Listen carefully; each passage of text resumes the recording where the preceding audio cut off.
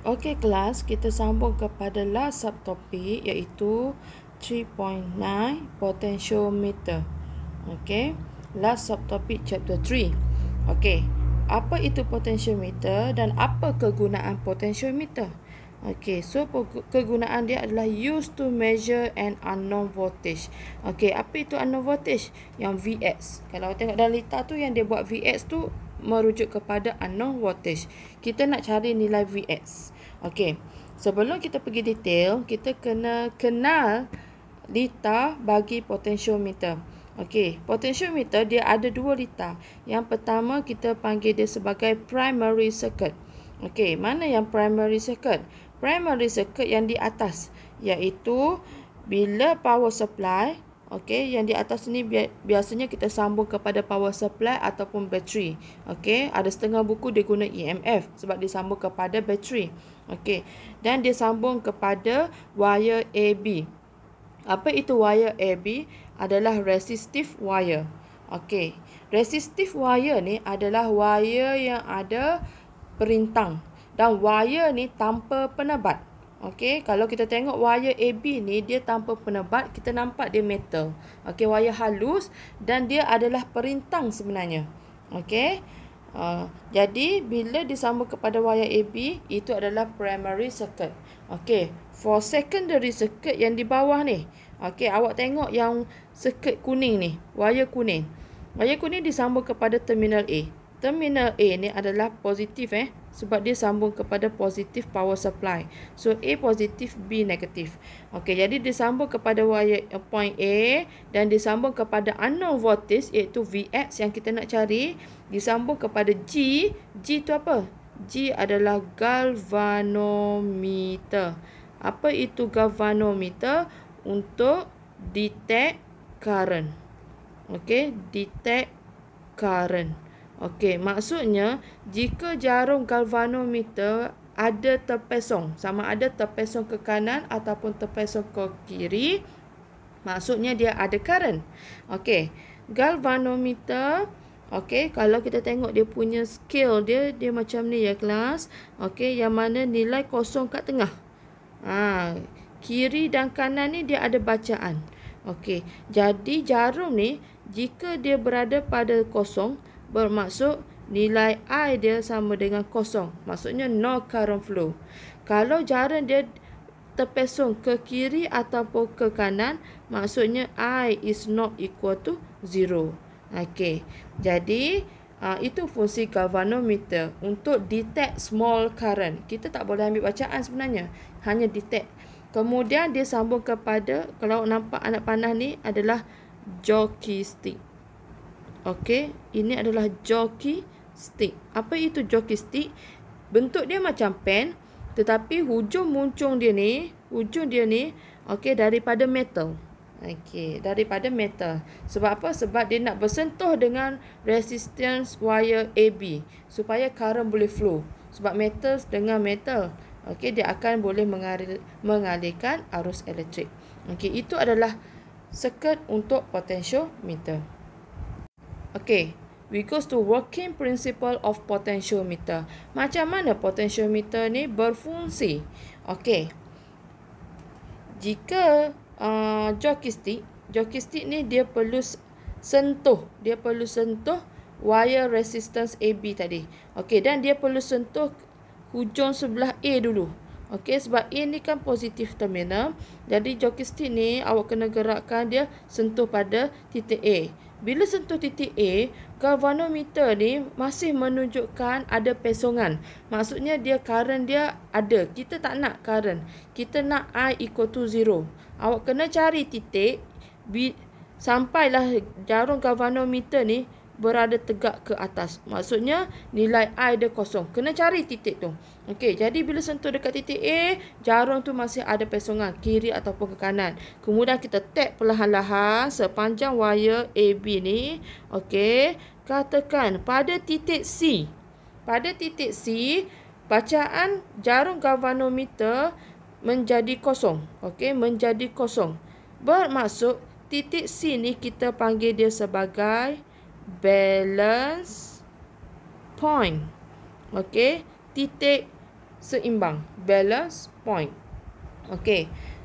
Jadi panjang jarak antara A ke C adalah LAC, kita panggil dia sebagai balance length. Boleh faham? Panjang dari A ke C adalah balance length. Okey, titik C itu kita panggil balance point.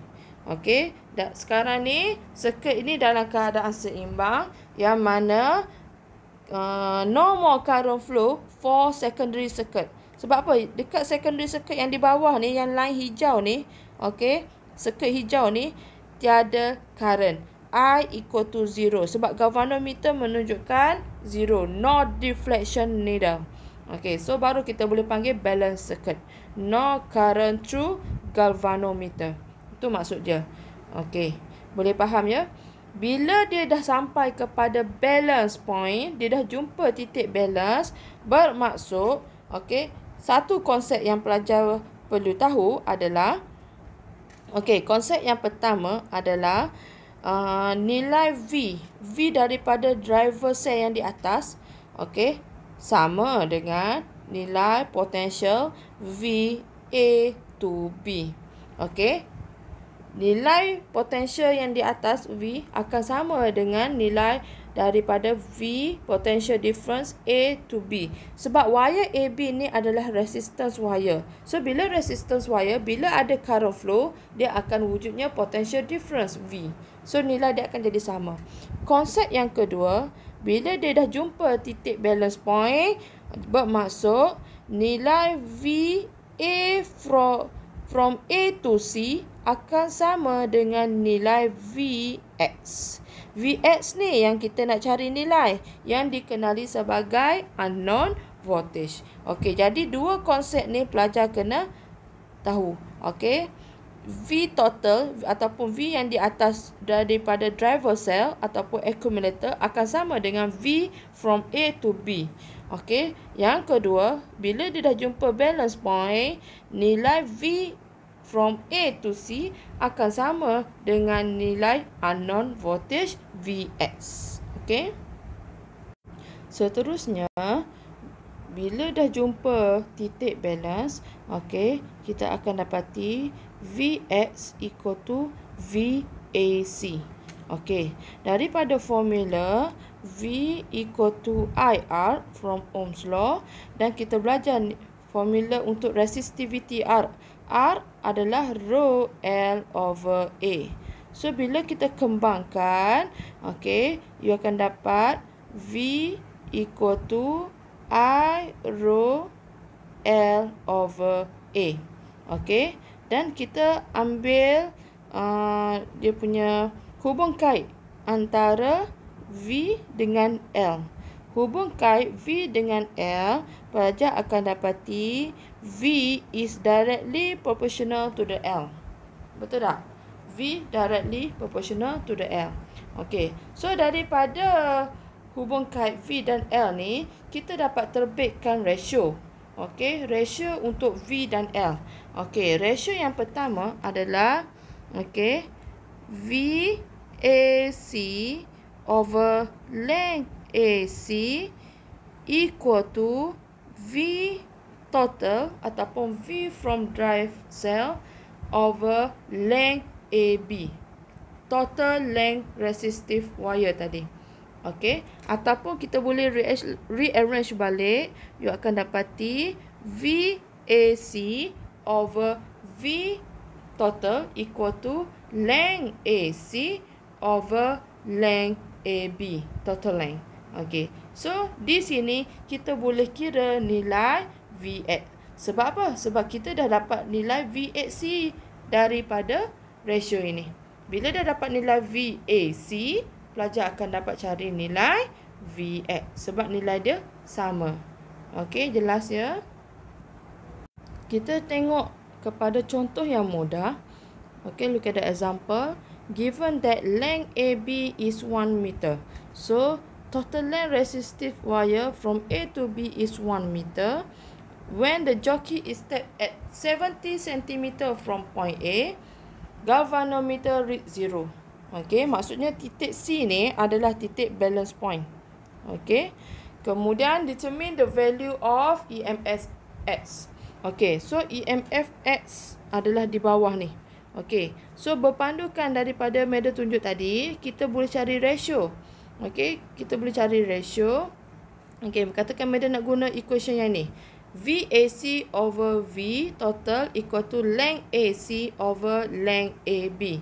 Okey, so di sini media salin balik equation ni. Okey, VAC over V total equal to length AC over length AB. Okey, masukkan nilai. VAC dia berapa? VAC dia bersamaan dengan EMF X yang kita nak cari ni. VAC dia adalah EMF X. Okey, V total dia bagi 2 volt.